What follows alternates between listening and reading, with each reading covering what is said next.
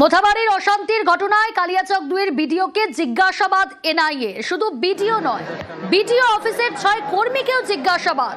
বুধে ধুন্ধুমারের সময় যে ঘটনা ঘটেছিল, এবার বিডিও অফিসের 6 জন কর্মীকেও জিজ্ঞাসাবাদ এনআইএ। সান্নিক রয়েছে আমার সঙ্গে সরাসরি। সান্নিক, শুধু কালিয়াচক 2 বিডিওকে নয়, এবার মোথাবাড়ির বিডিও অফিসের 6 কর্মীকেও জিজ্ঞাসাবাদ। কি কোন প্রশ্নের উত্তর খুঁজতে চাইছে এনআইএ তাদেরকে জিজ্ঞাসাবাদ করে? কি জানতে চাওয়া?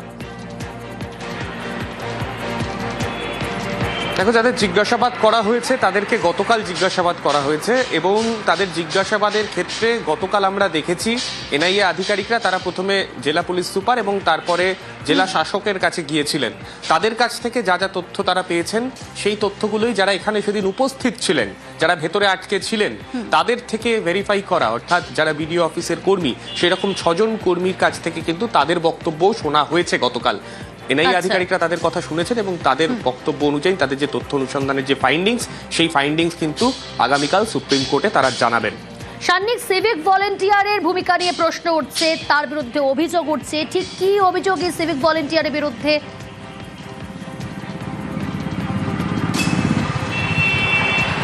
দেখো, আমরা সেই দিন বুধবার দিন দিনভর দেখেছি মালদার বিভিন্ন জায়গাতে জাতীয় সড়ক অবরোধ, বিভিন্ন জায়গাতে রাস্তার অবরোধ, এই ছবিগুলো দেখেছি, অশান্ত ছবি দেখেছি। তার মধ্যেই এই সিভিক ভলেন্টিয়ার যিনি কালিয়াচক থানায় কর্মরত, তার বিরুদ্ধে একটা অভিযোগ সামনে এসেছিল যে মহল থেকে উঠেছিল। আর সেই বিষয়টাকেই এবার এনআইএ আধিকারিকরা তারা তদন্তে করে দেখতে চাইছে যে আদতে এগুলো সত্যি কিনা, এবং সেই বিষয়গুলোকে সামনে রেখেই তারা গতকাল অনেক মধ্যরাত